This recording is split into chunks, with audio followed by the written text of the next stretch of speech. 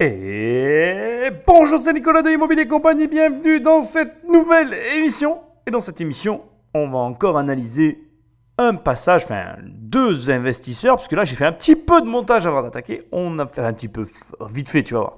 On va donc analyser deux entrepreneurs qui vont aller voir nos amis investisseurs, mais avant, et comme d'habitude, je t'invite à prendre le téléphone d'un ami et à l'abonner sauvagement à cette émission.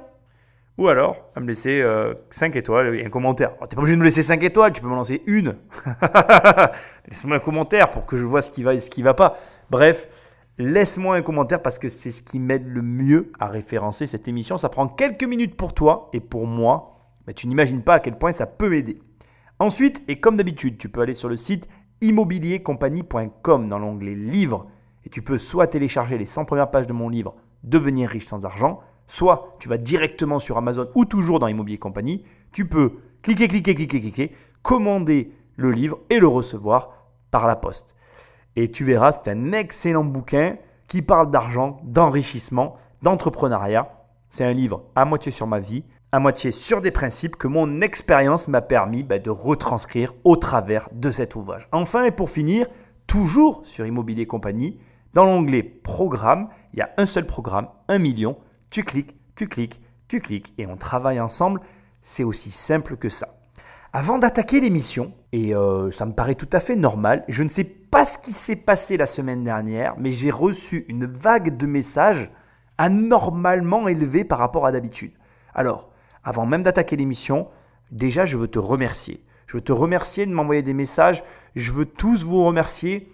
J'ai eu des messages, certains m'ont vraiment touché parce que, entre ceux qui m'ont raconté leurs histoires de création de boîtes et tout, et d'avoir des retours de la motivation que peuvent vous apporter ces émissions, sincèrement, ça fait super plaisir. Donc c'est vrai que je n'ai pas l'habitude en début d'émission de remercier toutes les personnes qui m'ont écrite. Je ne vais pas le faire parce que sinon ça serait trop long. Mais j'ai bien lu tous vos messages. J'ai normalement j'ai fait en sorte d'envoyer une réponse à chacun d'entre vous. Ceux qui n'en ont pas encore eu, il y en a eu plus que d'habitude et mon travail habituel. J'ai fait de mon mieux. Mais en tout cas, merci parce que c'est vrai que ça fait très plaisir. Et j'en profite aussi pour vous le dire, on est en train tranquillement de casser le plafond de verre puisque ces émissions ont été bloquées depuis un certain temps à 600 écoutes par émission. Et là, on est en train d'arriver aux 700, 800 écoutes par émission. Alors bien évidemment, j'utilise un logiciel qui me donne qu'une partie de l'audience. Dans les chiffres que je vous donne, il n'y a pas SoundCloud, il n'y a pas tous les comptes qui sont rattachés à SoundCloud et il n'y a pas non plus YouTube qui, l'air de rien, quand je regarde les émissions sur YouTube, il y a aussi du monde qui m'écoute sur YouTube et ça me fait très plaisir. Donc voilà, merci à vous tous de me suivre. Et merci d'être là, de me laisser vos commentaires et d'interagir avec moi. Allez, sans plus de transition, on va attaquer. J'ai remonté la présentation et on va vraiment s'y intéresser. Je vais vous expliquer pourquoi. Manito Patrick. Moi, c'est Tonton Gaudré, j'ai 26 ans et je suis le Big Bro. Moi, c'est Tonton Freddy, j'ai 25 ans, je suis le petit frère. Nous, on est originaires d'Afrique et ce qu'on apprécie vraiment dans ce continent, c'est la bonne humeur, la joie, la sape, la bouffe et j'en passe. Et on est super fiers de nos origines, on est super fiers de nos racines. Et on veut mettre en lumière cette Afrique qui est une Afrique moderne. On est des sapeurs, alors SAP, ça veut dire littéralement Société des ambianceurs et des personnes élégantes. C'est l'art de bien vivre et l'art de bien s'habiller à la congolaise. Mais je dirais c'est aussi beaucoup plus que ça. C'est synonyme d'oser, d'être unique et de se démarquer. Nous, quand on marche dans la rue, on passe pas inaperçu. On veut que ça soit la même chose pour notre business. On aime la sape, mais pas que. On aime les gastronomies d'Afrique que nous considérons objectivement comme étant les meilleures du monde. La gastronomie, c'est comme la sape, parce que tous les aliments sont là, mais il faut du talent, de la créativité pour agencer le tout et créer quelque chose d'unique. Avec notre concept, on va redonner le sourire aux gens et ce, même en hiver. Notre projet, il est super. On y croit à 100%. Les investisseurs, attention, les tontons arrivent. Très clairement, j'adore leur énergie. Je vais être tout à fait franc avec toi. Il faut que tu t'inspires de ce genre d'énergie bouillonnante, pleine de peps et de plaisir. Tu sens les mecs qui vont croquer le monde et c'est parfait. Mais, parce qu'il y a toujours un mais dans ces histoires, et ça n'est pas une critique. Je pense que le voile va être levé pendant l'émission, mais je veux, à partir d'aujourd'hui, que tu imprimes ça dans ta tête. cette présentation qui est leur présentation. J'ai un peu enlevé les passages inutiles parce que c'était assez long, je l'avoue. Enfin, pas long, j'exagère, mais en tout cas, moi, ça n'apportait rien de plus à ce que je viens de te présenter là. Eh bien, cette présentation, elle a pour moi un problème. Alors, c'est peut-être volontaire par l'émission, mais le problème, il est très simple, c'est que on ne sait pas, mais alors je ne sais pas toi, mais moi, je ne sais absolument pas que fait leur entreprise. Je ne sais absolument pas ce que fait leur société à ce stade. Et jusqu'à aujourd'hui, on a vu pas mal de présentations et dans certaines, on arrivait à pressentir. Parfois, on n'arrivait pas du tout à deviner, mais on avait des avis qui se dégageaient. Mais là, pour la première fois, rien du tout. Le néant total. Je ne sais pas ce qu'ils vont faire, ce qu'ils vont proposer aux investisseurs. Alors, ce n'est pas grave, mais ça me donne l'opportunité de te rappeler un principe de base dans le business, c'est qu'il vaut mieux ne pas plaire ou même déplaire, mais avoir un positionnement clair et affiché, que plaire à tout le monde et que personne ne comprend réellement ce que tu fais. Alors, je vais te le répéter une dernière fois parce que c'est vraiment un conseil de business hyper important et c'est valable pour tout d'ailleurs. Plus tu vas être capable de déplaire à un grand nombre de personnes, mais tu as un concept qui est clair et affiché, un positionnement clivant, comme certains disent, mieux c'est pour toi, malgré que tu déplaises beaucoup, alors qu'à l'inverse, si tu plais à tout le monde, mais que personne ne comprend exactement ce que tu fais, ben c'est là que tu vas échouer. Et très naturellement, la plupart des gens s'orientent vers cette dernière option. Je m'explique et tu vas comprendre. Très et trop souvent, je vois des entrepreneurs, mais même des investisseurs, qui, en voulant plaire à tout le monde, passent à côté de leur potentiel. Pourquoi ? Parce que il vaut mieux que tu me dises « Écoute, moi je ne fais que ça et tout le reste je ne le fais pas et ça ne me plaît pas et je ne suis pas ton client », tu vas tout de suite trier finalement un petit peu par ton positionnement en fait la clientèle que tu vas acquérir, ne serait-ce que par le positionnement, même si tu déplais à beaucoup de monde, mais tu auras toujours des clients, en sachant bien évidemment qu'il faut que ce que je suis en train de te dire ne fonctionne pas si tu es dans un marché qui n'est pas porteur. Moi, je pars du principe que, bien évidemment, tout ce que tu fais, au départ, fonctionne. Parce que si ça ne fonctionne pas, on est encore dans un autre problème. Donc, on va juste régler le problème du positionnement. Donc, il vaut mieux que tu aies un positionnement très clivant, très restrictif, plutôt qu'un positionnement où tu plais à tout le monde et où, en cherchant à plaire à tout le monde, tu te perds toi-même dans ta propre identité. Alors, par quoi ça se traduit et pourquoi c'est si important ? Ça se traduit par, ne serait-ce que par ça, le nom de ton restaurant. Si tu t'appelles restaurant et que tu vends tout et n'importe quoi, finalement, tu ne me donnes pas envie d'y aller. Et je pense que ça ne te donne pas envie d'aller manger dans ce restaurant qui finalement, on ne sait pas ce qu'il vend.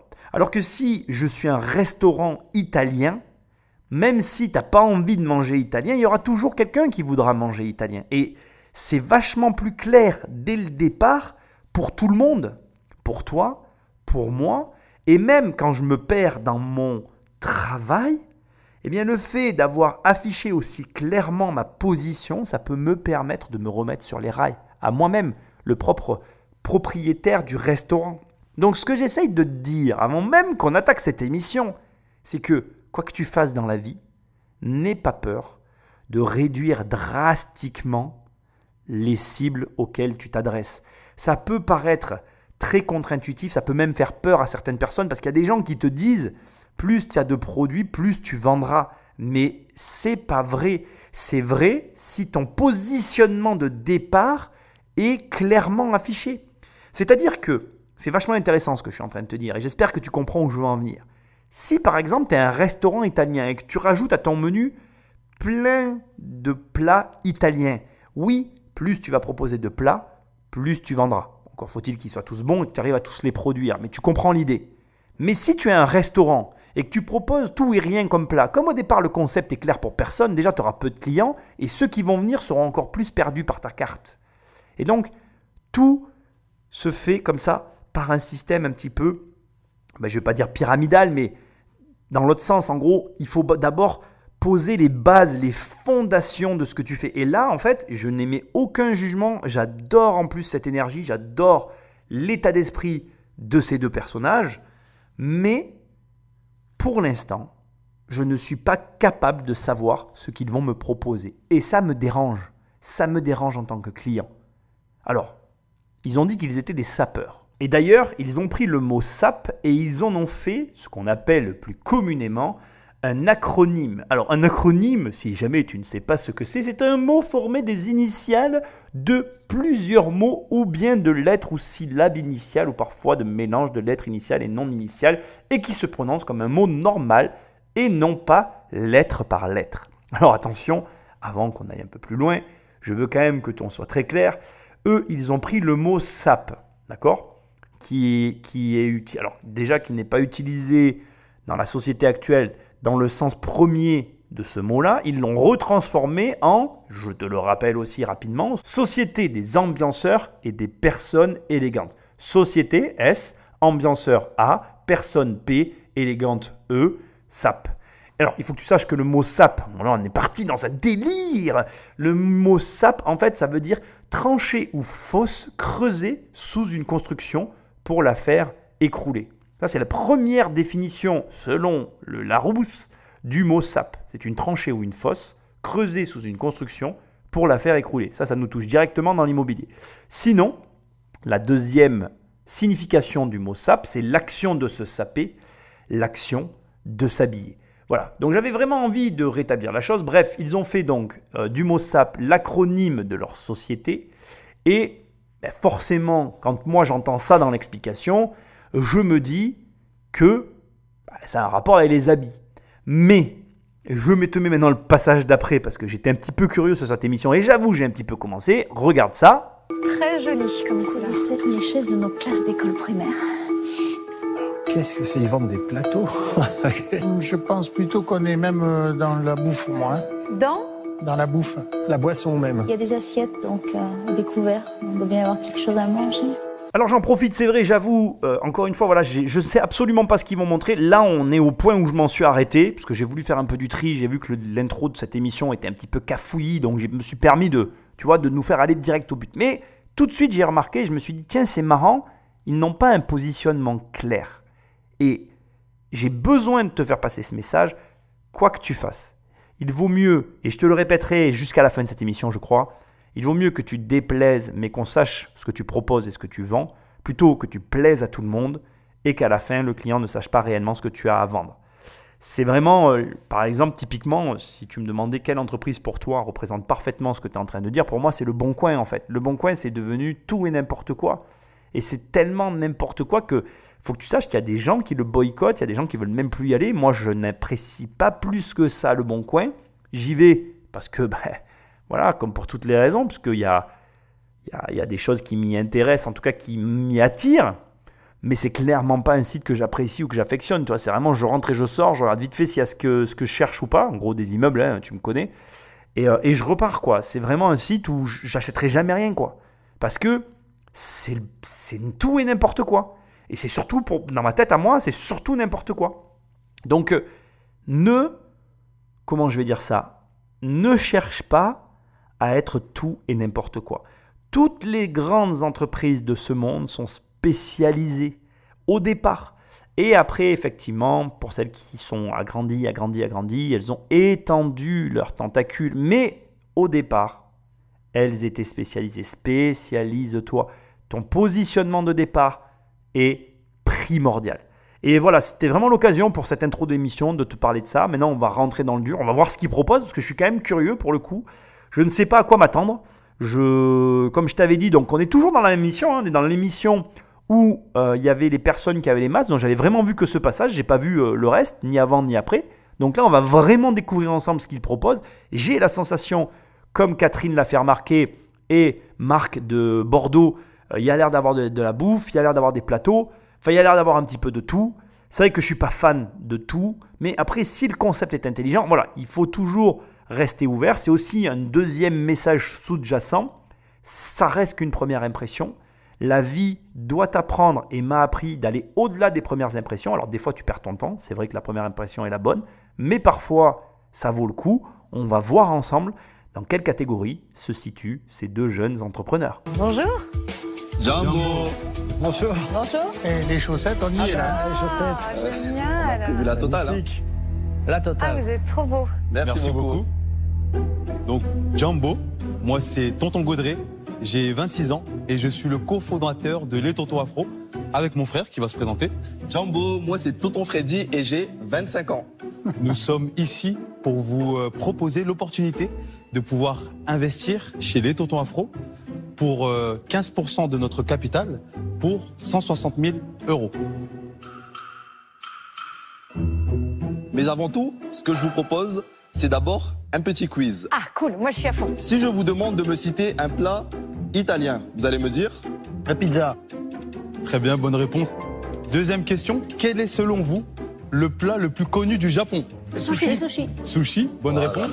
La troisième et dernière question, la question qui tue. À quand remonte la dernière fois où vous avez passé une pause déjeuner dans un restaurant afro? À Madagascar, il y a 35 ans. Voilà, bah, c'est pas très étonnant parce que... moi jamais, j'avoue, c'est nul. Bah oui, c'est pas grave. Mais on a la solution à tout ça. Figurez-vous que les restaurants afro représentent à peine 2% de la totalité des restaurants ethniques en France. Les Tontons Afro, c'est l'histoire de deux frérots, Tonton Freddy et moi-même, Tonton Gaudré, nés en France, d'origine camerounaise, le pays du grand Samuel Eto'o pour ceux qui connaissent, et le pays du grand Yannick Noah, qui souhaitent vous faire découvrir les plats de leur enfance, inspirés d'un métissage entre les saveurs afro et d'ailleurs, le tout, comme vous pouvez le voir, dans une super bonne ambiance, à un super bon rapport qualité-prix. Waouh, long passage. Long passage parce qu'ils m'ont scotché. 15%, 160 000 €.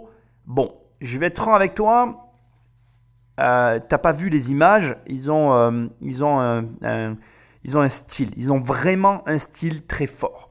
Et il est possible que c'est la prod qui volontairement ait cherché à masquer dans l'intro réellement ce dont ils allaient parler ou ce qu'ils allaient proposer aux investisseurs. C'est rigolo parce que le quiz qu'il a fait correspond totalement à l'image du resto que je t'ai donné tout à l'heure et sans le vouloir parce que j'avais vraiment aucune idée de là où on allait, effectivement il met le doigt sur un vrai sujet et à sa question qu'il pose, il y a une réalité qui est très forte derrière, c'est-à-dire que au-delà des questions qui sont posées, il y a un élément qui pour moi est à leur charge très positif, c'est que ils prennent l'exemple des plats japonais, les sushis. Ils prennent l'exemple des plats italiens, les pizzas.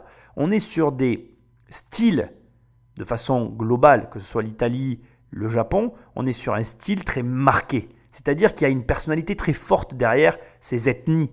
En gros, ce que j'essaie de te dire, c'est que quand tu penses à l'Italie, tu penses effectivement à la classe, voire un petit peu au luxe, Armani, etc.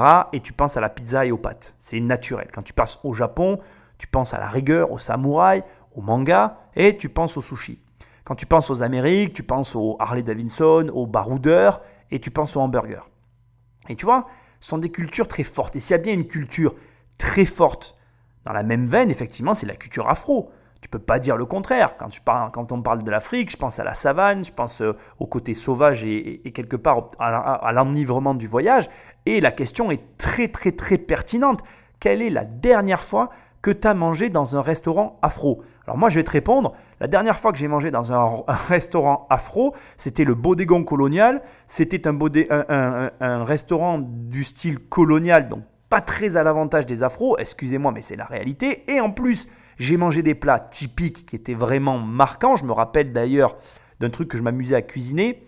Ils faisaient de la banane flambée avec du lardon autour sur des petites piques de comment on appelle, de cure-dents, sur des petits cure-dents en fait. C'était délicieux et ils servaient ça dans des grands plateaux avec plein de petits plats typiques de l'Afrique.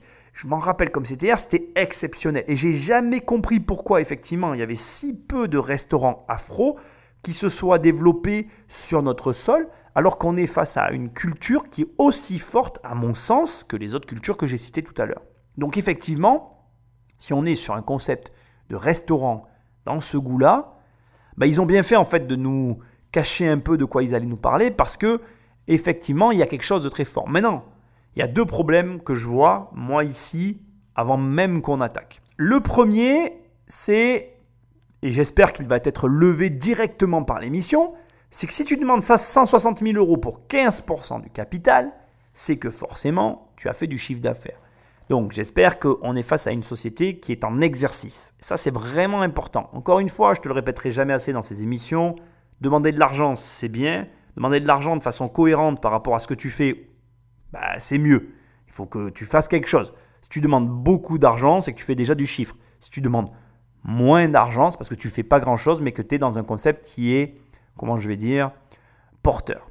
Deuxièmement, et c'est là où le bas va blesser, c'est que l'autre problème, nous, on va être auditeur et on n'a jamais eu encore de... On a eu les sauces, je ne sais pas si tu t'en rappelles, mais on n'a jamais eu comme ça de concept de restauration et je pense que ça va être très difficile de juger ou d'avoir un avis ou même d'analyser. Pourquoi ? Parce que, je vais te dire quelque chose. Moi, je crois que si tu es restaurateur et que tu m'écoutes, le meilleur moyen de lever un prêt quand tu es restaurateur, en tout cas, moi, c'est ce que j'aurais fait si j'avais eu un restaurant, c'est d'aller à la banque ou d'aller voir tes investisseurs avec les plats cuisinés et de les faire goûter. Je crois qu'à un moment donné, quand on est sur ce genre de concept-là, il n'y a pas de blabla en fait. Tu fais goûter les plats, la personne elle aime ou elle n'aime pas. Si elle est séduite, eh bien en réalité, les jeux sont faits.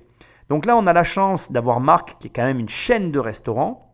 Donc, je vais beaucoup me calibrer sur les réactions de Marc si jamais, parce que je ne sais pas où on va, mais si jamais on en venait à goûter des produits dans l'émission, je ne les goûte pas bien évidemment, moi je commente une émission que je regarde et donc ce deuxième problème va être inhérent à l'analyse que je vais te fournir. Cette analyse va être biaisée de par 1, ma situation, 2, le fait que j'ai jamais goûté, 3, le fait que j'y suis pas allé pour pouvoir te faire un retour sur la situation. Donc je mets le haut là, mais avec un peu de chance, Marc sera très expressif et je compte un peu sur lui et on va voir où nous emmène cette émission. Une chaîne de restaurants afro-américaine à la McDonald's avec une belle ambition. Ça me ferait bien kiffer quand même de les voir pitcher ça. C'est parti. Nous avons décidé d'abord de tester notre concept de manière éphémère l'année dernière, de mars à septembre, dans un restaurant dans notre ville natale, Lille. Ce fut un succès au niveau des chiffres. Nous avons pu susciter un engouement médiatique de la presse locale, mais avant tout, ça nous a permis de nous mettre dans la peau de réels entrepreneurs, de vrais restaurateurs, avec tous les défis et les challenges qui s'en suivent au quotidien. Notre vision à long terme, c'est de marquer l'histoire en créant le premier réseau de restaurants afro en France et à plus court terme, créer notre premier point de vente à Paris ou à Lille, notre ville natale, en créant une image de marque forte autour de Tonton Freddy et de Tonton Gaudré, autour de les Tontons Afro. Bon, et ben voilà, on y est, hein. On va concurrencer McDonald's. Ah, mais moi, je suis super heureux. L'idée est exceptionnelle. Mais, parce que tu sais qu'avec moi, il y a toujours un mais. Quand tu veux ou quand tu vises l'excellence, il faut appliquer l'excellence. C'est très difficile. Et là, je ne vais pas faire de quartier. Je vais faire le boucher. Je vais y aller sauvagement. Je ne vais pas les attaquer parce que je n'ai pas de raison de les attaquer. En plus, j'adore leur énergie. Ça a l'air d'être des personnes super. Mais il y a plusieurs problèmes que je soulève immédiatement qui vont être très personnels, qui sont de mon ressenti à ce stade. Et donc, à toi d'avoir tes propres opinions sur le pitch que tu viens d'entendre. Mais voilà, en tout cas, de mon côté, ce qu'il en ressort. Premièrement, boutique éphémère qui leur a permis de se mettre dans la peau, blablabla. Non, mais ça ne va pas du tout, les mecs. Pour moi, on est vraiment, là encore, dans un projet qui demande à être poussé. C'est pas suffisant. Tu ne peux pas venir là, demander 160 000 € contre 15% du capital et dire « je vais créer une marque forte ». Crée-la. Crée-la maintenant. Commence à faire avec rien. Tu n'as pas besoin de beaucoup pour réussir à faire quelque chose. Oui, ça sera plus difficile, mais ça sera plus sérieux. Et il y a un autre élément qui est pour moi très important, c'est qu'une boutique éphémère, c'est aussi une expérience éphémère. Alors, bien évidemment, tu peux m'opposer et c'est tout à fait normal. C'est déjà une expérience. C'est mieux que rien, oui, mais ce n'est pas suffisant. La première chaîne de restaurants, quand tu emploies le mot chaîne, ça signifie grande échelle. Ça veut dire que tu commences à réfléchir comme McDonald's.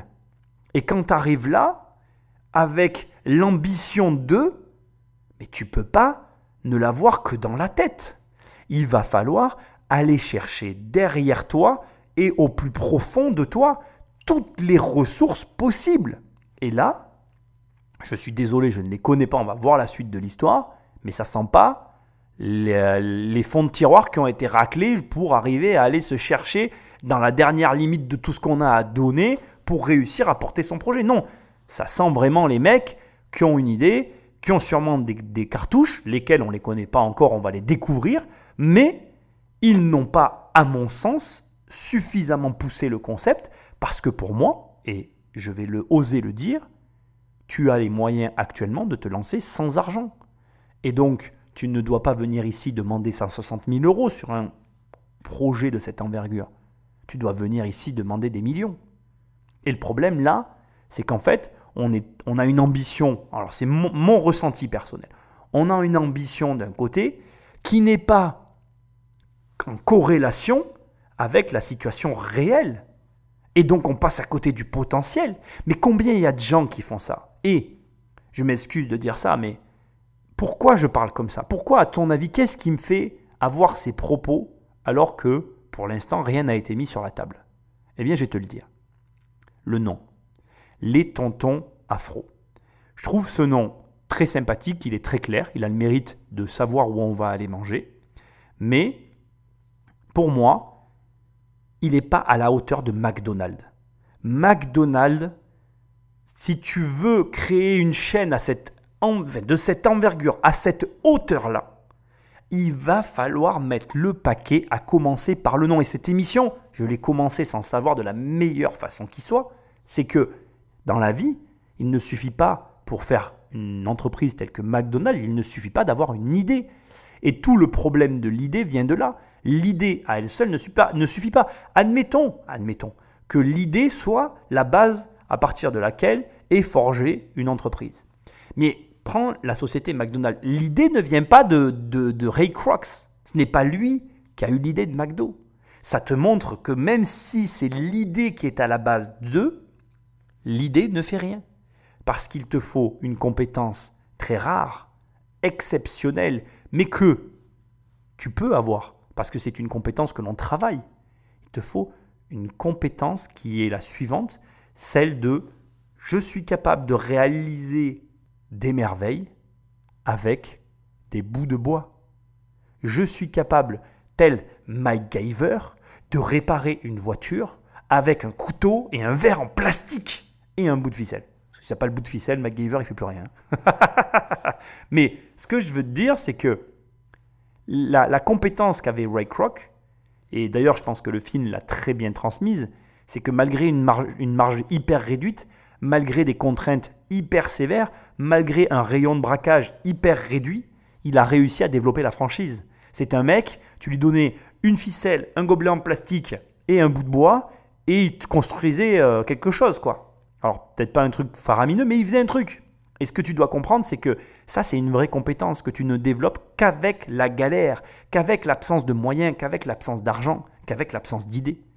Et donc là, le problème, c'est que j'ai la sensation qu'ils ont quelque chose. Parce que je le vois, ils ont une énergie, à mon avis, ils ont une culture et ils doivent avoir des plats qui sont délicieux. Et c'est sans doute l'essentiel dans un restaurant. Mais s'ils sont là avec une idée derrière la tête et qu'ils essayent de vendre leur idée, ils n'ont juste pas compris que ce n'est pas l'idée qui fait la réussite, que ce n'est pas l'idée qui construit la chaîne de restaurants internationale, c'est ta capacité à faire, avec le minimum de moyens, le maximum de résultats. On arrive avec les plats. On a des jolis plateaux en wax. Ça fait vraiment partie de l'ambiance de notre resto.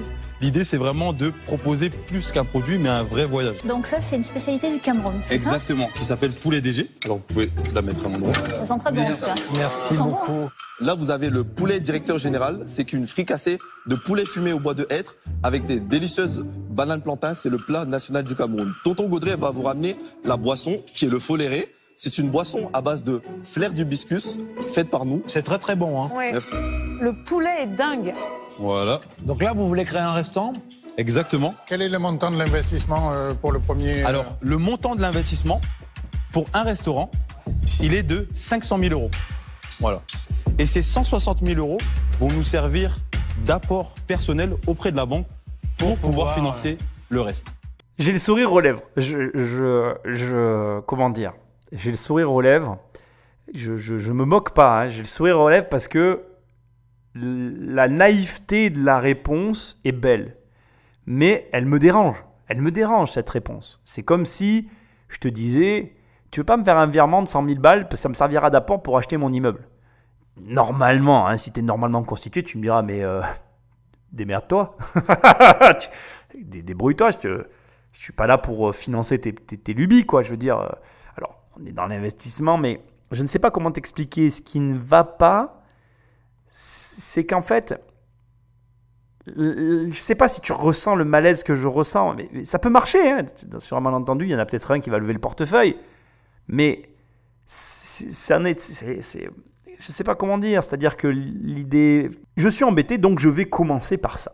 Tu ne peux pas demander à un investisseur de l'argent. Enfin, pour moi, cette émission, elle n'est pas faite pour que tu lèves des fonds pour aller lever des fonds à la banque. En gros, là, on est à la limite de la cavalerie, de mon point de vue. Mais mon jugement personnel obstrue mon analyse à ce stade. Parce que, de mon point de vue toujours, et comme je te l'ai dit tout à l'heure, ils devraient déjà avoir un resto et avoir forgé leur expérience. Deuxièmement, j'ai cette sensation, et c'est très personnel, et comme quoi, tu vois, on est mauvais parfois. Et je pense qu'elle est très mauvaise, cette sensation, mais j'ai la sensation qu'ils veulent avoir les yeux plus gros que le ventre. Parce que pour moi, dans la logique des choses, mais c'est une logique malheureusement tristement européenne, commence par avoir un resto avant d'en vouloir en ouvrir un à 500 000 euros. Ce qui est complètement débile en fait. Je vais être tout à fait franc avec toi, c'est eux qui ont raison. Parce que si dans l'assemblée, là il y en a un qui leur dit oui, non seulement j'aurais tort, mais en plus ils n'auront eu pas raison et j'aurais pas eu tort, ça ne se joue pas à ça. Mais je veux dire, de toute façon, quand tu construis un business, et je l'ai écrit dans mon bouquin, autant en construire un gros dès le départ. Le problème, ce qui me désarçonne complètement, c'est encore une fois la naïveté de leur réponse. C'est-à-dire qu'eux, ils veulent 160 000 euros pour aller lever l'argent à la banque pour leur crédit de 500 000 euros. Parce que bien évidemment, ils ont dû aller voir des banquiers. Bien évidemment, les banquiers leur ont dit actuellement c'est 30% d'apport. Et 30% d'apport sur 500 000 euros, ça fait 150 000 euros. Ils prennent peut-être une petite marge de sécurité ou peut-être que dans le montage, il y a des lignes qu'on ne connaît pas. Du coup, le montant qu'il leur faut, c'est 160 et donc c'est ce qu'ils demandent.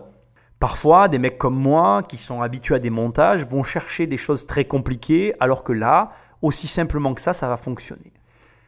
En fait, je vais te dire ce que je souhaite. Je souhaite qu'ils aient leur financement parce que là, on est typiquement dans quelque chose qui, et j'en suis convaincu pour toi aussi, peut-être de par ton point de vue et ton opinion d'investisseur, tu vas te retrouver dérangé. Mais en vérité, qu'est-ce que c'est qui nous dérange? Est-ce que c'est qu'ils aient l'audace de demander? Ou est-ce que c'est que ça paraît tellement simple et finalement tellement beau que s'ils y arrivent, tu te dis mais putain, mais j'aurais pu juste moi aussi faire pareil en fait. Fais pareil. Fais pareil en fait et arrête de te plaindre. Donc on va voir. Je crois qu'à ce stade, j'ai pas envie de polémiquer. La bouffe est bonne. Donc, ma foi, ils n'ont pas réussi à avoir leur prêt. Donc, ils se disent, je vais chercher l'argent ailleurs pour, avec cet argent, avoir mon argent. Et derrière, avec mon resto, j'y arriverai.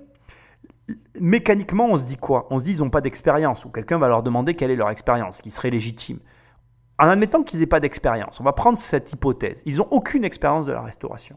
Ils ouvrent leur restaurant, ils se viandent. Ils auront eu une expérience. Et ils auront perdu, certes, pas leur argent. Ils auront certes mis des mecs dans la merde. Mais après tout, est-ce qu'il y a qu'eux qui ont eu, à qui ça serait arrivé si jamais ça arrive? Est-ce que tu crois que des gens hyper expérimentés ne se plantent pas? La réponse est non. Donc au final, en fait, on est gêné. Pourquoi? Par rapport à notre culture et à ce qu'on nous inculque. Et même moi, qui ai un peu de bouteille et des années derrière mes pattes d'investissement, je me sens gêné, mais je me sens gêné pas par rapport à une analyse réelle de la situation, parce que encore une fois, je n'ai pas goûté leur plat. Je me sens gêné par rapport à une culture et à des notions qu'on m'a inculquées qui, là, me mettent mal à l'aise parce qu'ils ont répondu honnêtement. Mais franchement, rien que parce qu'ils ont répondu honnêtement, ils méritent d'être financés. Parce que là, on est face à des mecs qui te mettent en face d'une réalité. Il n'y a pas de restaurant afro. Du coup, il n'y a pas besoin d'en dire plus parce que comme il n'y en a pas, ils vont être les seuls. Et si tu es un peu intelligent, et si tu es avec moi, on l'est tous les deux, donc ça va bien tomber en réfléchissant tous les deux, on va arriver à un raisonnement intelligent. S'il n'y a pas de restaurant afro et qu'ils en ouvrent un, ils vont être les seuls. S'ils vont être les seuls, ils vont être en position de monopole. Quel risque ils prennent? Aucun risque. Pourquoi on ne les financerait pas au final? Certes, ce n'est pas le schéma conventionnel, mais à quelle heure tu peux le leur reprocher puisque de toute façon, c'est facile de comprendre que ce sont des jeunes qui se lancent. Ils n'ont pas d'argent, comme la plupart des jeunes qui se lancent. Il y a de grandes chances qu'ils n'aient pas des parents avec les moyens, qu'ils n'aient pas suffisamment de love money pour aller chercher les 160 000 euros. Ils vont les chercher là où ils sont. C'est tout à leur honneur. Donc, je te le dis, au fond de moi, je suis en total désaccord avec ce qu'ils viennent de faire. Mais alors totalement, c'est-à-dire j'aurais jamais fait ça. Ça me dérange, ça me met mal à l'aise. Mais en fait, je les applaudis.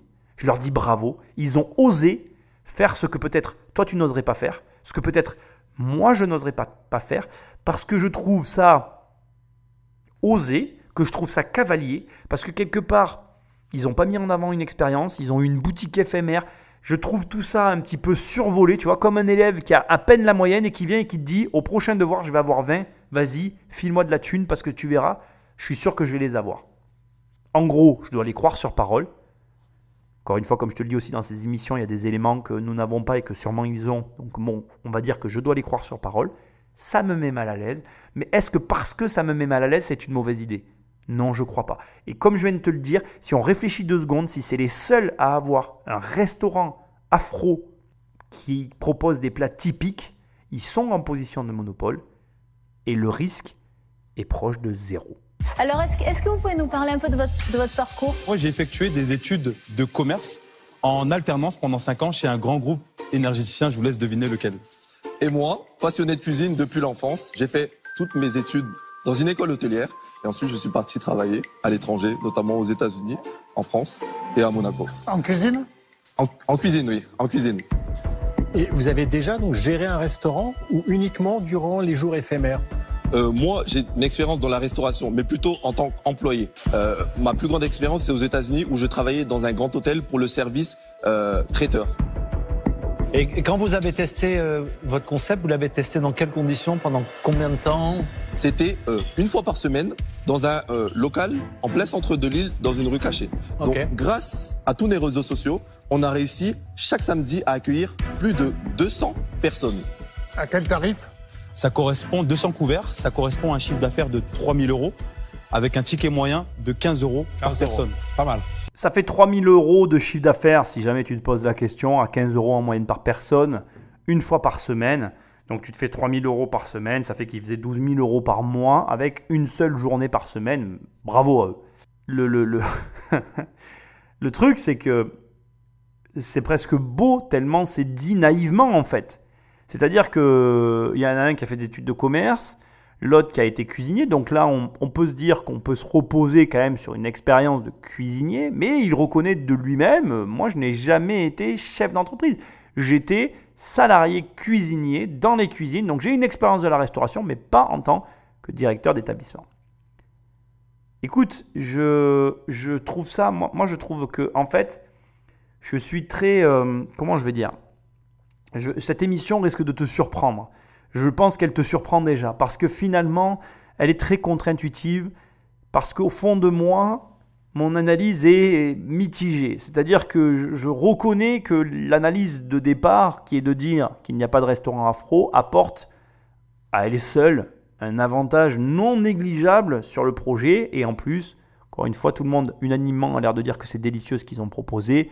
Donc moi, j'ai envie de te dire, quand c'est bon à manger, il n'y a pas de raison que ça ne fonctionne pas derrière. Après, deuxième élément, on a quand même malgré tout sur 2 personnes, une des 2 qui a une expérience en cuisine et l'autre qui n'a pas d'expérience en cuisine mais qui a une expérience commerciale. Donc je pense que comme il l'a dit, entre celui qui ramène les réseaux sociaux et celui qui fait la cuisine, le truc devrait fonctionner.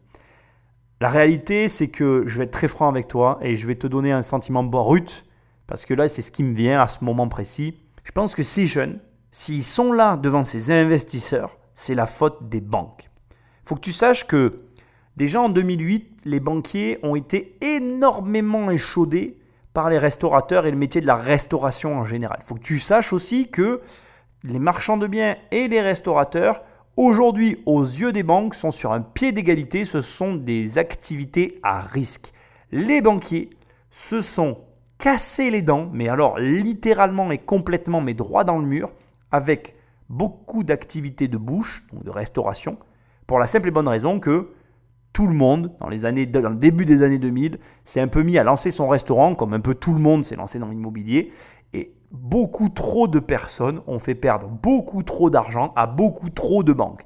Ce qui fait qu'aujourd'hui, on se retrouve dans une situation où des jeunes comme ça, qui ont une bonne idée, qui devraient se faire financer par des banquiers, se retrouvent face à des murs qui ne veulent pas les financer et ils cherchent des solutions alternatives pour trouver leur argent. Il se trouve que, dans mon expérience récente, dans mon actualité, j'ai un client qui a monté un restaurant et qui avait tout pour le faire lui-même tout seul. Donc, c'est-à-dire qu'il avait les fonds, mais largement, il avait les fonds plus que largement. On parle vraiment de quelqu'un qui, patrimonialement, avait l'argent. Enfin, il y avait tout, quoi. C'est-à-dire qu'imagine une personne qui a en capital bloqué dans de l'immobilier la somme nécessaire pour construire le restaurant.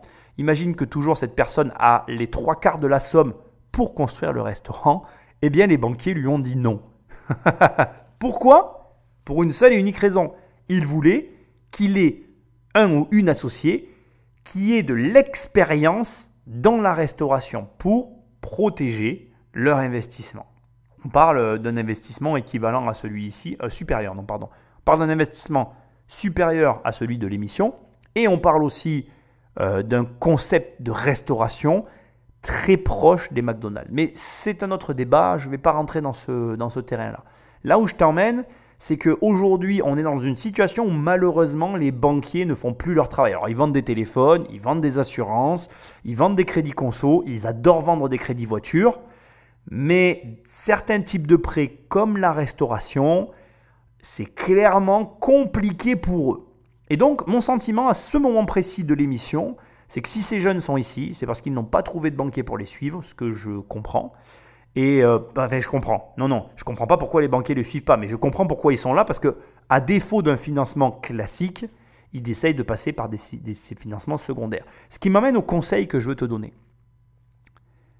Apprends à faire avec rien une entreprise. Bien évidemment, si tu as de l'argent, si tu as la possibilité de lancer ta boîte avec des fonds et d'avoir une activité immédiate, fais-le. Mais si tu as aussi l'opportunité, parce que crois-moi, c'est une opportunité de le faire avec rien, ça n'est pas pire. C'est-à-dire que ce que j'essaye de te dire, c'est que de mon point de vue, la valeur, ou en tout cas le résultat que tu obtiendras avec ou sans argent est équivalent. Et ça, c'est important pour moi. Je ne veux pas que tu imagines qu'il y a une quelconque valeur supérieure ou inférieure à le faire plutôt d'une manière que plutôt d'une autre. Et dans un cas comme celui-là, de mon point de vue, mais aujourd'hui, tu as 1001 manières de vendre de la bouffe. Tu t'ouvres une page Facebook, tu proposes tes plats et tu les vends comme ça. Déjà, tu fais du chiffre. Qu'est-ce que tu attends après de l'argent ? Tu n'as pas d'excuses. Fais avec ce que tu as. Et tu créeras la plus belle société. En bien évidemment, gardant à l'esprit ce que je t'ai dit au début de l'émission, un positionnement clair, clivant, précis. Mais bon, là, on l'a. Voyons ce qu'ils vont nous dire. Quand vous avez ouvert, vous avez dit que vous avez fait venir du monde dans un endroit où il n'y avait pas de zone de chalandage, donc effectivement les gens vous trouvaient par le réseau social. C'est bien ça. Donc comment vous avez fait cette communication ? Est-ce que c'était autour de vous en tant que personnage, parce que vous avez quand même quelque chose d'assez attachant, marrant, qu'on a envie d'aller voir, sur la cuisine, parce qu'il va vraiment falloir trouver un angle. Entre 60 et 70% de notre communication va être basée sur les produits, à travers des photos. Ouais, faut qu'on voit ce qu'on va manger. Ça sera vraiment la base de notre communication, puisque voilà, on n'est pas des comédiens, on est des restaurateurs. Vous êtes sûr ? Là, pour le moment, vous êtes des comédiens. On a une part de comédie, bien sûr. Il y a une part, il en faut. Il faut théâtraliser, il faut proposer de l'expérience. Et en deuxième lieu, entre 30 et 40%, les postes vont être consacrés sur nous. Ça va nous permettre de créer un lien émotionnel entre nous, les tontons, et les neveux. Pour le coup, ils sont en train de nous donner une vraie leçon sur la théâtralisation. Et je suis obligé de le reconnaître. J'ai jamais eu l'occasion de t'en parler parce que là encore, on est d'accord, voilà, il faut que ça tombe dans le bec pour que je puisse penser à tout, hein. Tu m'excuses, mais je suis comme ça. Mais là, réellement, ce qu'ils viennent de dire, ce qu'ils viennent d'expliquer est une réalité. Quand tu crées une boîte, tu fais quelque part un peu de la comédie. Tu dois théâtraliser, tu dois mettre en scène le contexte. Là où ils ont raison, alors tu n'as pas vu l'univers qu'ils ont construit tout autour d'eux, tu n'as pas vu l'imagerie qu'ils mettent en place, mais je t'invite à... De toute façon, tu tapes les tontons afro sur Internet, tu vas tout de suite comprendre, hein, très coloré, très correspondant avec la réalité africaine, quoi. Voilà. En tout cas, personnellement, quand tu me parles d'un restaurant afro, Ce qu'ils font là, c'est ce à quoi j'aurais pensé. Donc là-dessus, ils ont complètement réussi leur pari. Et toi, ton rôle, c'est aussi d'être capable de faire ça. Et ça, c'est très dur. Il y a énormément de chefs d'entreprise qui ne savent pas le faire. Mais quelque part, on va un petit peu faire des transpositions pour que tu comprennes. Quand tu vois une entreprise de climatisation qui oblige ses salariés à porter des tenues, c'est de la théâtralisation. Quand tu as des personnes qui sont toutes en tenue de chantier, qui sont toutes en tenue réglementaire, tu insuffles, tu renvoies une image de sérieux, tu renvoies une image de quelqu'un de carré. Et les tontons afro ont très bien compris que cet aspect un petit peu théâtral peut être le cœur d'une activité et c'est même en train de leur permettre de pitcher un concept qui n'existe pas. Ils sont en train de vendre, et je ne sais pas si tu t'en rends compte, ils sont en train de vendre quelque chose qui a été testé de manière éphémère sur une période très courte et dont il y a finalement très peu d'éléments. Écoute ça. Dites-moi, comment vous voyez chacun votre rôle dans l'entreprise? Bien évidemment, naturellement, moi je suis la partie gastronomie, la partie décoration, plus la partie artistique. Ça fait beaucoup ça. Donc c'est vous qui allez cuisiner, vous allez cuisiner? Oui, ça sera le chef. Et vous allez faire quoi? Alors moi, je vais m'occuper beaucoup plus de la partie management et tout ce qui est chiffres. Alors qu'est-ce que vous avez prévu comme masse salariale? On a prévu entre 8 et 9 salariés, moitié en service, moitié en cuisine. Ça correspond à 30% grand maximum de notre chiffre d'affaires. Et le coût matière? Le coût matière, entre 25 et 30% du chiffre d'affaires. Tu as vu là ce qui vient de se passer? Tu as entendu? C'est énorme. En fait, là, on a posé des questions sur une chose qui n'existait pas. Mais c'est du théâtre en fait. Et toi, tu vas faire quoi? Ouh, ça fait beaucoup. Et toi, tu vas faire quoi? Ouh, attention. Et après, on a eu le questionnaire de Marc, sur lequel je me fie pas mal. Mais les réponses ne veulent rien dire en fait. Il lui a répondu les chiffres qu'il voulait entendre. Même je vais aller un peu plus loin, et c'est peut-être un peu méchant, je m'en excuse à l'avance si jamais il y a un des deux tontons qui m'écoute. Mais si tu as bien révisé ta copie, on est à la limite de l'apprentissage de par cœur. Tu regardes sur Internet les chiffres en pourcentage d'un bon fonctionnement d'un resto, tu réponds bien aux questions. L'établissement n'existe pas. Donc de toute façon, il lui répond ce qu'il veut. Puisque rien n'existe, ça reste que des chiffres. C'est de la théorie. Et tant qu'on n'est pas dans la pratique, pour moi, tout ce qui a été dit là, tout l'échange qu'il y a entre marques, quand je les ai écoutés, je me suis dit oui, c'est super. Mais ça n'existe pas. C'est-à-dire que tu me donnes des chiffres. Je peux te donner aussi des chiffres. Moi, je pourrais te dire, par exemple, que j'ai un de mes lots qui a 43% de rentabilité. Mais je vais te dire quelque chose. Si je ne t'explique pas tout, ce chiffre ne veut rien dire. Cette rentabilité ne veut rien dire. Parce que pour que tu la comprennes, il faut que tu comprennes l'opération qui se cache derrière ce chiffre. Et donc, me pavaner en te disant « Oui, moi, C'est pour ça que j'aime pas la renta. Parce que les mecs, ils te donnent une renta, mais ils disent ce qu'ils veulent en fait. Il y a quoi derrière une renta? Une rentabilité immobilière est inhérente à une opération immobilière. Chaque opération est différente. Et chaque opération admet sa propre stratégie et la manière dont elle a été menée. Pareil, j'ai obtenu 43% de rentabilité. Mais sur cette opération-là, il m'a fallu 2 ans et demi avant d'arriver à ce résultat. Alors tu vas peut-être me répondre, Nicolas, moi en 2 ans et demi, je les prends les 43%. Peut-être. Mais peut-être que tu ne tapes pas le travail qu'il y a eu avant. Ce que j'essaye de te dire, un chiffre, c'est un chiffre. On lui fait dire ce qu'on veut. Et là, on est sur un projet. Mais putain, s'ils arrivent à les lever, bravo à eux, bravo à eux. Alors, bon, je vais te le dire, parce que tu sais, quand je coupe, j'entends un petit peu la suite. Donc, j'avais entendu que la dame de Montélimar allait leur poser cette question. Et là, je sais qu'ils vont commencer à donner leur opinion. Donc là, je vais te le dire, moi, je vais te donner la mienne avant qu'eux, ils parlent. Je vais être très franc avec toi. Moi, je ne donne pas un sou. Pourquoi? D'abord, la restauration, j'y comprends rien.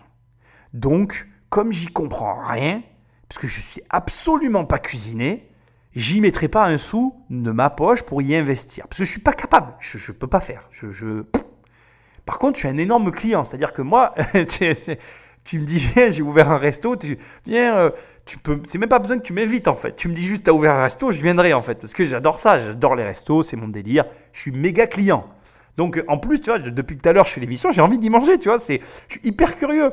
Parce que comme je t'ai dit à un moment donné, moi j'ai connu le Bodégon Colonial.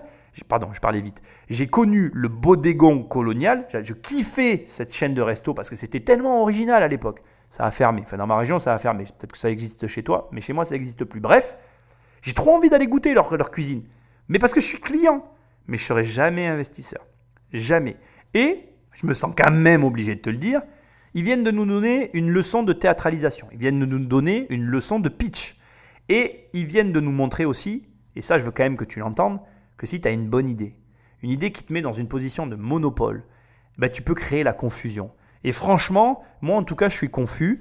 Au départ, je t'ai parlé de positionnement, mais ils l'ont le positionnement en fait. Je suis obligé de le reconnaître. Ce qui me dérange derrière ces deux personnages que j'adore, c'est qu'en fait, il y a une forme de naïveté.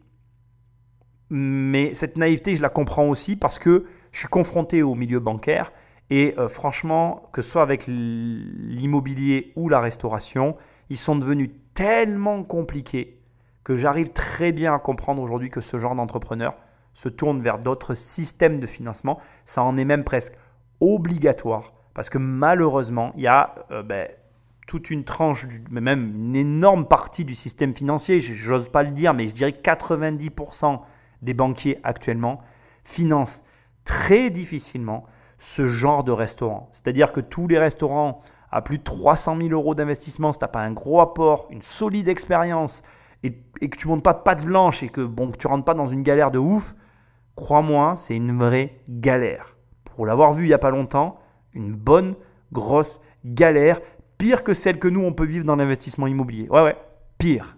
Donc franchement, à ce stade, je veux quand même le dire, je n'investis pas et c'est rare de moi de parler en premier, de parler avant eux, mais j'ai hâte de voir si quelqu'un investit, premièrement. Et deuxièmement, je leur tire mon chapeau. Et franchement, cette émission, je ne savais pas trop où elle partait, mais je la trouve exceptionnelle parce qu'elle te montre qu'il y a certains types d'investissements qui restent difficiles d'accès. Et je voudrais finir en disant ça, difficile d'accès, mais s'ils y arrivent, ils ont une putain d'idée entre les mains, ça vaut le coup de se battre. Ça vaut le coup de se battre pour ce genre d'idées monopolistiques qui, si elles sont bien menées, et McDo est là pour ouvrir la voie et te donner de la réflexion, je t'invite à voir ma vidéo sur ma chaîne, si elles sont bien menées, peuvent t'amener au sommet. Alors, moi je trouve que vous avez l'idée bonne, vous avez de très beaux costumes. Merci beaucoup. En revanche, ce n'est qu'une idée pour l'instant. C'est-à-dire qu'il n'y a rien de concret. Et une idée à 160 000 euros, c'est vrai que vous êtes enthousiaste, vous la vendez bien, mais je pense que c'est quand même pas suffisant. Il n'y a pas encore assez de concret pour que je puisse vous suivre dans votre aventure. Donc je passe. Très bien. La messe est dite, donc tu vois que finalement ce que je t'ai analysé est la même analyse qu'a eu la dame de Montélimar, société qui réalise des milliards d'euros de chiffre d'affaires, n'est-ce pas? Et c'est tout à fait logique, elle vient de le dire, c'est-à-dire que voilà, ils vendent une idée. Moi, je trouve quand même que c'est une émission pleine d'espoir parce que ça te montre que c'est possible et ils la vendent terriblement bien. Donc, il y a des choses à apprendre, mais c'est trop creux. C'est-à-dire que à l'heure actuelle, et c'est le fond de... Tu vois, je vais te dire quelque chose. C'est le moment pour moi de te le dire. L'époque à laquelle on vit, elle est exceptionnelle parce qu'aujourd'hui, sans argent, tu peux lancer finalement des business alors que tu n'as pas une thune, réussir à faire l'amorce, à commencer à engranger de l'argent, pam, si tu pédales, si tu es intelligent, tac, tu peux monter. Je pense tu peux monter à des hauteurs que tu n'imagines pas. Mais, à contrario, je vais quand même reconnaître que cette époque, elle nous amène aussi tristement sur une réalité qui est un peu morose parce que regarde, sur des idées se sont bâtis des chefs-d'œuvre et aujourd'hui, malheureusement, je pense que des gens comme moi auront du mal, et comme elle, auront du mal à financer les idées. Alors qu'avant, comme on ne pouvait pas passer... En fait, avant, sans capital, tu ne pouvais pas passer la première étape. Aujourd'hui, sans capital, tu passes la première étape et tu peux même aller très loin dans les étapes. Et du coup, on ne pardonne plus aux personnes qu'on a en face de nous de ne pas avoir passé les premières étapes. C'est-à-dire qu'en gros, ce que j'essaie de te dire, c'est qu'aujourd'hui, tu dois faire du chiffre d'affaires en fait. Si tu n'en fais pas, c'est pas normal. C'est que tu n'as rien compris à l'époque à laquelle on vit. Et si tu ne fais pas du chiffre d'affaires, limite, tu n'es pas finançable. Mais ce n'est pas vrai en fait. Ce n'est pas parce que tu ne fais pas du chiffre d'affaires que ton idée, ton concept, ton entreprise n'est pas viable. Et là, on le voit bien. Je suis certain que leur entreprise est viable. Le problème, c'est que comme il n'y a rien derrière, j'y vais pas. Et elle n'y va pas. Et il y en a beaucoup qui ne vont pas y aller pour les mêmes raisons. Parce qu'on attend un minimum de chiffre d'affaires. Et un stand éphémère, c'est tout sauf suffisant. C'est inexistant à l'heure actuelle. À l'heure où tu peux sous-louer une partie d'un truc, d'un local, ou t'acheter un petit camion. Quand tu as fait 3 000 € par mois pendant X mois, tu t'es fait 12 000 € par mois, qu'est-ce que tu as fait de l'argent? Tu as l'argent de t'acheter un camion, faire un food truck, avec ce food truck, développer un chiffre d'affaires à l'année, puis envisager d'ouvrir ton restaurant. Pourquoi ils ne l'ont pas fait? C'est ça qu'elle se dit. Le problème, c'est que c'est pas déconnant de vouloir créer tout de suite une énorme boîte. Je suis sincère et je le pense. Ça peut être un mouvement intelligent. Sauf qu'aujourd'hui, c'est plus compliqué d'accéder au capital dans ces circonstances-là parce qu'aujourd'hui, on ne pardonne pas ou en tout cas, on ne comprend pas pourquoi il n'y a pas déjà du chiffre d'affaires. Et c'est dommage. Donc, on va voir ce que vont dire les autres, mais j'ai vraiment peur que ça reste dans la même veine que ce qu'elle vient de dire en fait. Moi, il y a 2 trucs que j'adore chez vous. J'adore le fait que vous transformiez une idée en action tout de suite, quand vous êtes super pragmatique. Il y a l'idée, hop, on fait un test, et ça, c'est toujours la meilleure façon de valider. Merci beaucoup. Après, il y a le fait que vous parliez beaucoup d'expérience, d'émotion, et c'est vrai que c'est ça qu'on vend. Ouais. Donc après, moi, alors, la restauration, c'est plutôt marque où je sais pas, moi je connais pas et je me sentirais pas d'investir dans un truc que j'ai pas vu. Ce qui me plairait, c'est de venir vivre l'expérience chez vous et puis de voir ce que je pourrais optimiser, comment je pourrais vous aider. Et à ce moment-là, peut-être vous pourriez compter sur moi. Mais là, c'est trop abstrait pour moi. Donc je vais passer. Même topo. On est dans la même configuration.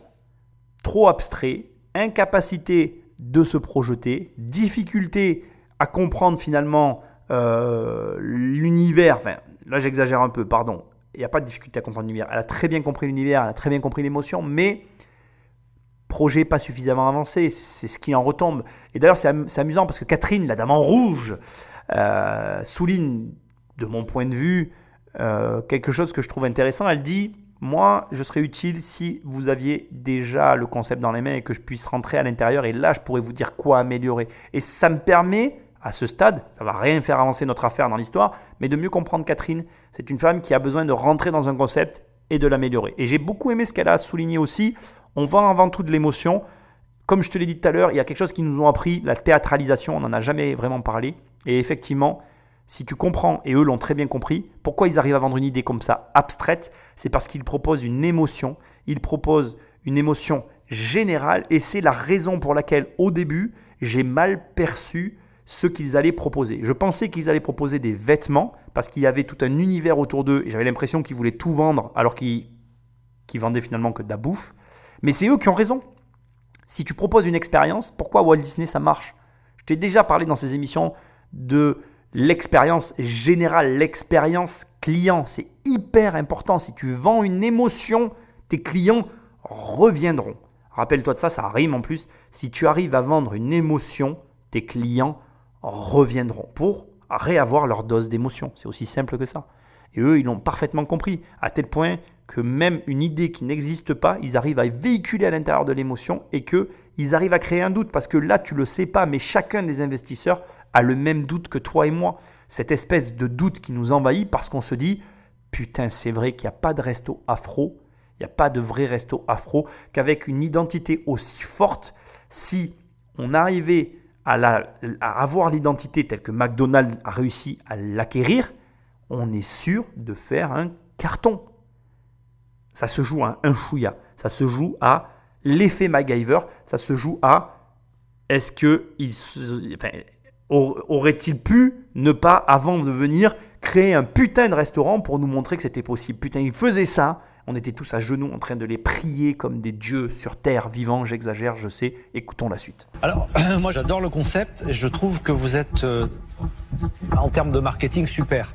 Après, vous avez choisi un pari qui est audacieux, c'est de faire connaître quelque chose que personne ne connaît. Donc c'est quand même un gros pas parce que les gens connaissent pas, ils savent pas ce qu'on mange, ils savent pas. Bon, donc c'est compliqué ce que vous avez fait. L'avantage, c'est que personne l'a fait, donc vous êtes seul sur ce créneau pour l'instant. Donc ça c'est super. Moi, c'est juste un tout petit peu trop tôt pour que je puisse rentrer dans ce type de projet. J'avais juste une idée comme ça, c'est que vous, au stade où vous en êtes, avec le marketing que vous incarnez, vous pourriez presque faire du crowdfunding, vous pourriez presque mettre votre idée sur une plateforme en récoltant les 100 000 premiers euros, ça crée une communauté, ça devient vos neveux qui voient... Mais vous allez trouver ça. Donc moi, malheureusement, c'est trop tôt, mais je pense qu'après votre premier restaurant, je serais ravi de vous revoir si ça a marché, pour développer ça de manière beaucoup plus forte. Pour ces raisons-là, je passe à ce stade.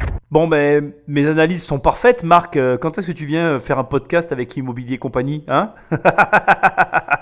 Marc Simoncini, viens ici, hein? Ça suffit maintenant, on va faire ça ensemble. ouais, je pense, sans surprise.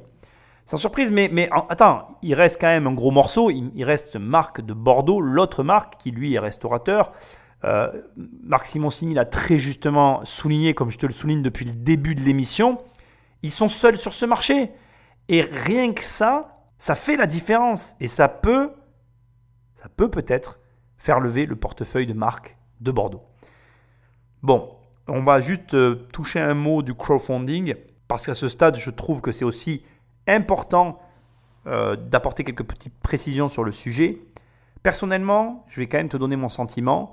Le conseil de Marc est un conseil par rapport à la situation de nos deux tontons, la situation supposée financière, qui est effectivement bonne dans la mesure où ils sont réellement fauchés et ils n'ont pas une thune. Par contre, je veux quand même encadrer cette histoire de crowdfunding. Il faut que tu entendes quelque chose qui est très important, surtout si tu crées ta boîte. Plus vite tu fais rentrer des gens dans ta boîte, plus elle perd de la valeur. Plus tu arrives avec des bouts de ficelle à la MacGyver, un verre en plastique, un bâton et un bout de ficelle, tu arrives à monter ta boîte au plus haut niveau sans faire rentrer personne, plus ta boîte a de la valeur. Donc, ce que j'essaye de te dire, c'est que le conseil de Marc Simoncini est un très bon conseil quand tu n'as vraiment pas de thune et que tu n'as pas d'autre solution. Mais crois-moi, encore une fois, j'insiste, à l'époque à laquelle tu vis, à l'époque à laquelle je vis, on a 1001 solutions avant d'en arriver, de mon point de vue, au crowdfunding, sauf si vraiment ça demande un dev important ou s'il y a une particularité dans le projet. Mais là, encore une fois, ça n'est pas le cas. Comme je t'ai dit, de mon point de vue, la solution du food truck alternative, le temps de se prendre un petit boui, un petit loyer, parce que regarde, soyons pragmatiques à ce stade. Imaginons que tu veuilles créer ce restaurant. Qu'est-ce qu'il te faut? Tu te prends dans une petite rue peu connue un petit boui à 500 € par mois, x 12, il te faut 6 000 € pour un loyer d'une année. Donc en l'occurrence, si ta bouffe est bonne, tu arriveras à l'amortir. Un petit boui pour faire ton premier petit restaurant. Un an de loyer, 6 000 € et un fonds de roulement, 12-20 000 €. Tu commences avec un food truck, tu commences comme ça, tac, tac, tac, avec le food truck, tu revends le food truck une fois que tu as la trésor et tu bascules, tu commences à 2. C'est tout à fait jouable. Et donc, encore une fois, voilà, le conseil de Marc est très bon, mais personnellement, je le modérerai en me disant, il y a des solutions avant d'en arriver là. Pour moi, en tout cas, et c'est ton cas toi aussi, si l'argent est la raison pour laquelle tu ne sors pas ton projet, sincèrement, de toi à moi, c'est tout sauf une raison. Parce qu'aujourd'hui, il y a vraiment, même moi je le vois, et j'ai de toute façon des locaux professionnels, je vois les tarifs. Alors certes, tu n'auras pas un emplacement premium, mais tu trouves aujourd'hui des petits locaux à des petits tarifs. Moi, j'ai un local commercial que je loue 350 € par mois dans une rue passante. Aujourd'hui, à l'intérieur, il y a un coiffeur, ça pourrait être un petit restaurant, ça marcherait pareil. Tu fais que de l'emporter, ça fonctionnerait. Des fois, il ne faut pas chercher midi à 14 h.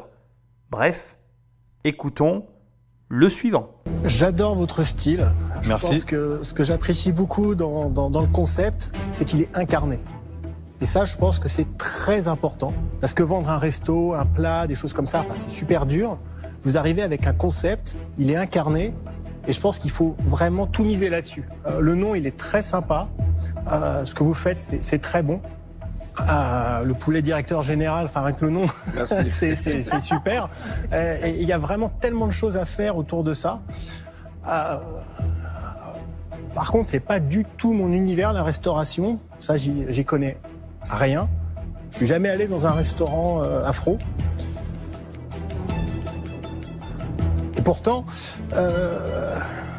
une fois, alors que j'y connaissais rien, je me suis lancé dans l'hôtellerie. J'ai monté un hôtel d'une centaine de chambres et j'ai appris beaucoup. Vous voyez, et j'aime bien aller dans des endroits où je connais rien. J'hésite. Je pense qu'il y a un marché. Je vais vous le dire, il y a beaucoup de personnes qui ont hésité comme ça. Nous sommes pionniers. Il faut arrêter d'hésiter maintenant. Nous sommes pionniers. Parce que ça suffit. On va y arriver à être le premier réseau de restaurants. Si on disait à Dubaï que dans 60 ans il serait comme ça, ils n'auraient pas cru, honnêtement. Et nous sommes le nouveau Dubaï de la restauration. Vous avez une sacrée audace, ça fait du bien. Non, c'est clair. J'aimerais entendre Marc, le professionnel, pour voir ce qu'il a à dire. Ils ont créé la confusion. Je vais donc pas débriefer de ce qu'il vient de dire. Tout est dit. Il s'est lancé dans un hôtel, il a kiffé faire quelque chose qu'il ne comprenait pas. Il hésite à se lancer. Eux, ils appuient, ils jouent leur jeu. Magnifique échange. Bien évidemment que nous attendons tous avec impatience. Et moi, j'attends après Marc, parce que s'il y a quelqu'un pour moi qui peut financer ce projet, c'est bien lui. On va voir ce qu'il va dire. Et puis on débriefera de tout ça ensemble. Non, mais Eric, il faut que tu fasses ton propre jugement, parce que quand on a un regard extérieur sur une activité, comme la restauration, il y a aussi le côté feeling. Si tu les sens, si tu sens le truc, je pense que beaucoup. Non, mais sur les chiffres, par exemple, les chiffres que tu as entendus sur le coût des matières, ce genre de choses. Alors pour si je peux te confirmer que les chiffres qu'ils ont annoncés, c'est-à-dire entre 25 et 30% de coût matière et 30% de masse salariale, honnêtement, s'ils le tiennent, moi je dis chapeau. Donc ça te paraît difficile? Non, chez nous on le tient, même on est mieux que ça. Mais c'est 20 ans de travail, enfin tout le monde essaie d'y arriver. Après c'est vrai qu'ils ont des produits qui sont pas très chers et qui ont un coefficient multiplicateur largement supérieur à la moyenne dans la restauration. Donc en effet, je pense que c'est tenable, hein, honnêtement. Là, je te le dis, je peux me tromper. Là, il vient de dire un truc qui pour moi l'a décidé. Quand il lui a dit « nous on fait mieux », là il s'est dit « moi aussi je vais faire mieux ». C'est l'orgueil qui parle. Non, je pense qu'on va avoir une surprise. J'ai beaucoup aimé l'intervention de Marc, tu vois. Il dit c'est difficile mais c'est tenable. Il a quand même souligné et reconnu le fait que leurs produits sont moins coûteux que les produits que Marc, par exemple, utilise et que donc ils ont un meilleur coefficient multiplicateur. Là, tu as un échange purement de pourcentage que je déteste parce que Marc l'a précisé, s'ils arrivent à les tenir, parce qu'encore une fois, ils nous vendent un concept, ils nous vendent une idée, ils nous vendent un rêve, ils nous vendent du vent. Donc s'ils arrivent à tenir les chiffres annoncés, bravo à eux. Mais après, voilà, le problème c'est que, comme l'a souligné Marc Simoncini, et Marc aussi d'ailleurs, c'est un feeling, c'est un ressenti. Et ça, moi de là, à part saluer leur audace et à un moment donné me dire « mais attends, le jugement que tu es en train de faire dans ta tête, c'est un jugement préconçu qui a été préétabli par la société. Il faut que tu arrives à te détacher de ça parce que juste, ils sont en train de te… » Voilà, c'est très très compliqué et en réel, ça doit être encore plus dur. Imagine, moi pendant l'analyse, j'ai réalisé ça et encore je suis assis, posé, j'ai le temps de réfléchir. Alors en réel, imagine comment c'est dur. Imagine, tu ne sais pas pourquoi, mais le mec a une bonne bouille, tu as un feeling qui se crée naturellement. Et après, dans ton cerveau, les chiffres ne suivent pas et tu dois dire non, mais c'est encore plus horrible. Et là, pour diverses raisons, tu as envie de dire oui, mais c'est ouf. Donc voilà, moi je pense qu'il faut, là on est vraiment dans purement l'investissement, il faut le vivre, à mon avis, pour le comprendre. Mais ce qu'il y a de bien, c'est que malgré tout, de façon pragmatique, il y a des chiffres, il y a des données qui sont positives par rapport aux rêves qu'ils sont en train de nous vendre. Et ça montre que malgré tout, tu peux avoir des idées, tu peux vendre des idées dans la mesure où celles-ci sont appuyées par des faits concrets. Parce qu'il y a là un professionnel et s'ils n'avaient pas répondu, tout était important. Répondre au tac au tac, connaître ces chiffres, même si comme je te dis, il a pu les apprendre par cœur, c'est pas grave. Le fait qu'ils étaient en mesure de répondre, ça va peut-être permettre qu'il se passe quelque chose de positif. J'ai pris ma décision. C'est un projet qui est quand même au tout début. Vous n'avez pas encore démontré vraiment le premier restaurant, vous n'avez pas trouvé l'emplacement, etc. Vous avez un super concept, mais tout reste à faire. Ça veut dire qu'il va falloir passer du temps. Exactement. Il va falloir aussi beaucoup vous accompagner. C'est du temps. Donc, je vous propose 160 000 €, mais pour 30%. Très bien. Très malin. Mais alors là, franchement, je lui tire mon chapeau parce que ça, c'est beau ce qu'il vient de faire. Un mouvement exécuté à la perfection. Il commence, et ça, il faut que tu t'en rappelles, il commence par rappeler la situation. Il leur signale que le projet n'existe pas, qu'ils n'ont rien fait, qu'il va falloir passer du temps et qu'à ce stade, on n'est qu'au point de l'idée et que si on veut sortir le premier restaurant, va falloir bosser. Et là, il enchaîne. Alors, tu repasseras le passage si tu veux, mais en gros, après avoir bien marqué, souligné le fait que rien n'existe, il dit « Ok, sur la somme que vous me demandez, mais je veux 30% et pas 15%. » Il double la mise pour lui. Pourquoi ? Parce que c'est logique en fait. Les mecs, ils proposent du vent. Donc à partir de là, ils ne sont pas en position de négocier. Et il sait très bien, en tout cas pour moi, les jeux sont faits. C'est-à-dire qu'ils vont dire oui, on va voir ce que va dire Marc. Il y il y a le fait que Marc puisse, de son côté, donner ce qu'ils veulent. Dans ces cas-là, ils iront vers ce qu'ils veulent, bien évidemment. Mais si jamais il a la seule offre, et je pense que s'il le fait, il compte là-dessus, parce que pour Marc, il y a 2 possibilités. Soit il se dit, voilà, il y a du potentiel et je vais y aller. Soit, et c'est ce que je pense qu'il va se passer, il connaît, ça fait 20 ans, il l'a souligné, ça fait 20 ans qu'il fait ce métier, il sait ce qu'il faut pour monter une chaîne de resto, 20 ans de travail. Je ne pense pas, très sincèrement, quand tu as une chaîne nationale comme peut avoir Marc de Bordeaux, une chaîne nationale de restauration, je ne pense pas, mais je peux me tromper, on va le voir, je ne pense pas que tu aies l'énergie et le temps pour en monter une deuxième. Je ne pense pas, mais je peux me tromper. Donc je pense que en faisant cette offre, il s'est dit ça, il s'est dit qu'il n'irait pas. Il fait une offre plus importante en se disant je serai le seul. Il crée un entonnoir, une impasse dans laquelle ils vont se trouver et ils vont forcément accepter. Moi je lui dis bravo, très stratégique, très fin, très intelligent et en plus fait habilement parce qu'il a parlé au bon moment, il ne reste plus qu'une personne. Il y a de grandes chances, en tout cas de mon point de vue, pour que Marc n'y aille pas. Ça me paraît logique et franchement inattendu parce que sincèrement, arriver à lever des fonds sur une idée, même rien que d'avoir l'offre, même s'il ne la prenait pas, ce qui m'étonnerait, mais imaginons qu'il ne la prenne pas, moi je leur dis bravo parce qu'il y a vraiment, ça te montre que c'est possible. Tout est possible. Là, tu viens de voir une émission où 2 mecs de 25 et 26 ans, ou 24 et 25, je ne sais plus, viennent de t'apprendre à comment vendre du vent. Là, on vient de prendre une leçon, mon ami, comment vendre du vent. Il n'y a rien derrière, il n'y a rien, il n'y a rien, il y a tout à faire. Il a vendu du vent, ils ont vendu du vent à un investisseur, un vent avec effectivement à la clé une position monopolistique, un vent avec des plats de très bon goût, mais un vent quand même, parce que même s'il y a quand même quelques petits éléments, il faut maintenant tous les assembler. Et c'est comme si tu avais devant les yeux un puzzle de 100 000 pièces. Bonjour, il y a du travail, hein? Je vais terminer quand même le tour de table. Moi, je passe parce que je laisse évidemment ma place à Eric. Honnêtement, ça me fait très plaisir de voir que quelqu'un qui est extérieur à la restauration, vous ayez réussi à le séduire. Parce que moi, c'est ce que je dis toujours aux gens.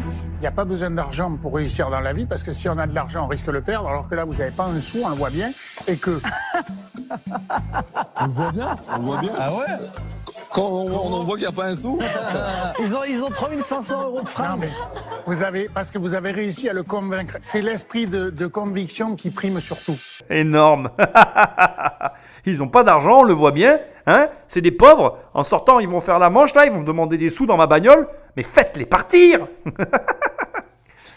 Non, mais écoute, franchement, mais bon, moi, je suis content parce que je suis complètement d'accord avec son analyse.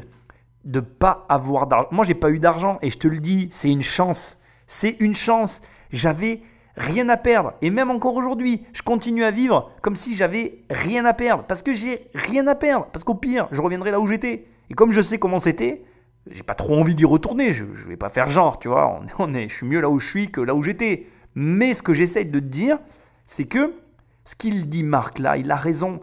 C'est-à-dire que l'argent, c'est jamais le truc qui te manque dans la vie en fait. Tu crois que ça te manque parce que tu n'en as pas assez, pas comme tu veux, ou que ça se passe pas machin, mais c'est jamais ça le problème. Le premier truc que tu vas faire, et je peux te le dire en plus, hein, le premier truc que tu fais quand tu as de l'argent, c'est que tu te poses des questions existentielles. À quoi je sers? Qu'est-ce que je vais pouvoir faire? Est-ce que je suis utile? Et c'est des questions à la con et tu ne trouveras pas de réponse qui te conviendront si tu n'as pas un travail qui te conviendra. J'avais adoré ce film, je t'invite à le regarder, de samouraï avec Tom Cruise, où en fait on lui apprend la voie du Bushido, la voie du samouraï. Et la voie du samouraï, c'est de devenir le meilleur des samouraïs parce que ces gens-là avaient compris que l'argent n'a jamais été l'enjeu. L'enjeu, c'est d'être le meilleur dans son art. Trouve un art que tu as envie de pratiquer. Et un art, c'est un travail. Moi, mon art, c'est l'immobilier. Quel est ton art? Quel est ton travail? Eux, leur art, c'est de nous proposer la cuisine afro-africaine. Moi, j'ai envie de la manger, leur cuisine. J'adore les restos. Je suis client. Je ne suis pas capable de monter un restaurant, mais je suis client. Et franchement, j'ai envie de goûter, sincèrement. J'ai trop envie de goûter ce qu'ils font. Leur poulet, la directeur, j'ai envie de savoir s'il est bon. C'est qui le patron, hein? C'est qui le directeur? C'est moi. Je veux mon poulet directeur, moi. Non, c'est énorme. Et donc, franchement, mais exceptionnelle émission encore. On a vu qu'on pouvait vendre du vent à n'importe qui presque. Nicolas, il t'apprend des bonnes choses dans ses émissions quand même. Hein. Non, mais sérieusement, c'est vrai que j'espère que ça, tu vas le garder en tête. L'argent n'est jamais l'enjeu en fait. Et de ne pas avoir d'argent dans l'entrepreneuriat, de faire des choses sans argent en mode MacGyver, c'est ce que je te souhaite. C'est la meilleure des expériences entrepreneuriales et c'est surtout celle qui mène à des succès mais inimaginables. Bon, tonton Gaudry, on va aller réfléchir. Merci beaucoup en tout cas. À tout de suite. Et vous pouvez revenir avec les desserts? Déjà, première victoire. Ouais. Il a accepté. Ouais. Il a accepté. On voulait 15. Il a dit 30. Faut qu'on réfléchisse. Et force de négociation. C'est pas du tout mon univers, mais justement parce que c'est pas mon univers, je pense que je peux apporter quelque chose. Ils ont une histoire à raconter, ils ont quelque chose à partager. Mes frères, ils sont hyper complices. Ce qui est dingue, c'est qu'il y a toujours des idées sur des trucs où tu penses que tout a été fait. Ah bah non. Il y a tonton Gaudry, tonton Freddy qui sont de retour. Exactement. De retour. Tout d'abord, on voudrait vraiment vous remercier pour toutes vos remarques, tous vos encouragements. Ça nous fait vraiment plaisir. Et je vais laisser tonton Freddy donner la réponse. On a décidé d'accepter cette offre. Bravo! Yes! Bravo! Incroyable. Super. Merci beaucoup. Merci beaucoup. Moi, je suis super contente pour vous. Génial. Merci. Génial. Super. Merci. Vraiment. Alors, je pense que la complémentarité entre ce que va vous apporter Eric et ce que vous allez apporter au niveau technique, ça devrait le faire. Est-ce que vous pouvez prévoir un costume pour Eric pour Il y en a un dans la valise là. pour la prochaine fois? Il n'y a pas de problème. Merci à vous. Merci beaucoup. Allez, Bonne journée à vous. Allez, Au revoir. merci. Merci, À au revoir. bientôt. Bravo. Merci. Bravo, tonton Eric. Et ils sont pas revenus avec les desserts, oh. Bon, bravo, je suis assez impressionné. Je pense que il y a une leçon à tirer de tout ça, c'est que quand tu es entrepreneur, il faut savoir prendre des risques. Tout le monde prend des risques dans cette histoire. Moi, je suis partisan, comme je te le dis souvent, tu sais, dans une bonne négociation, personne n'est content. Ben, quand il y a des risques, c'est que tout le monde prend vraiment des risques. Et là, tu le vois, en fait, je suis assez blanc ou noir, moi. Enfin, chez moi, c'est tout ou rien. Alors, la vie, elle n'est pas comme ça, elle est plus nuancée, je le sais, mais c'est un peu mon tempérament. Et ça me plaît, j'aime les situations où, voilà, comme on le voit là, finalement, tout le monde prend des risques, tout le monde s'engage. Je trouve ça génial. Une émission surprenante, inattendue pour moi. J'étais parti sur un positionnement, on finit vraiment avec quelque chose d'exceptionnel. J'ai adoré, encore une fois, faire cette émission. Donc, si je devais te la résumer brièvement, rappelle-toi que ton positionnement est primordial et que c'est pour moi la meilleure façon d'obtenir des clients. N'aie pas peur d'être clivant, n'aie pas peur de te positionner, de dire clairement et d'afficher clairement ce que tu fais et surtout ce que tu ne fais pas. Parce que si tu es un fidèle auditeur des podcasts, tu sais que le pouvoir du non existe réellement. Et ensuite, comme on vient de le voir, je te l'ai dit, la société actuelle nous permet certes de faire du chiffre d'affaires, mais rend plus difficile la création de ce genre de projet issu de rien finalement. Mais on vient de voir aussi que donc on pouvait encore de nos jours vendre du vent entre guillemets parce qu'ils n'ont pas vraiment vendu du vent. Ils ont un vrai concept avec à la clé une position de monopole. J'insiste parce que de mon point de vue, de mon analyse personnelle en tout cas, c'est la clé de voûte. C'est la réussite de ce projet, elle ne tient que là. Elle tient d'une part dans les deux frères qui ont une personnalité atypique, qui sont attachants, qui proposent une émotion. Elle tient aussi dans la qualité du produit. Et ça, on ne le dira jamais assez. Si tu n'as pas un produit exceptionnel, tu ne fais pas la différence. Moi, je suis convaincu que mon produit 1 million et 10 millions sont deux produits complètement exceptionnels. Donc, je sais que ceux qui les prennent changent leur façon de gérer leur patrimoine. Et c'est pour ça d'ailleurs que je fais tout ça. C'est parce que je suis convaincu de mes produits. Il faut que toi aussi, tu sois convaincu par tes produits. Ça doit pas être le meilleur, c'est le meilleur. Voilà, moi, mon produit, c'est le meilleur. Je sais qu'il n'y a pas de produit qui égale le mien, en tout cas en immobilier, tant par le contenu, la qualité du contenu, que par la surface de ce qu'il balaye. C'est-à-dire que moi, dans mon programme, tu as du juridique, tu as du fiscal, tu as vraiment tout balayé en profondeur avec effectivement tous les détails pour t'amener à réussir. Là, de la même façon, leur produit est exceptionnel dans le sens où ils font une cuisine qui est à la fois unique, mais aussi originale. On a vraiment une très haute valeur ajoutée dans ce qu'ils proposent. Et enfin, il y a tout un contexte, un univers. C'est une émotion. Et si tu arrives à vendre une émotion, comme je te l'ai dit tout à l'heure, tes clients reviendront. Rappelle-toi de cette phrase qui rime. Si tu arrives à générer une émotion, tes clients reviendront. Je t'ai coupé la fin parce que j'ai pas envie, ouais bravo, blabla, on s'en fout, hein, voilà. Ce que j'ai plutôt envie de te dire, c'est va sur mon site Immobilier Compagnie, télécharge mon livre, prends mon livre, commande-le, laisse-moi un commentaire, bref, fais ce que tu veux, mais fais-le. Et moi je te dis à très bientôt dans la prochaine émission. Salut!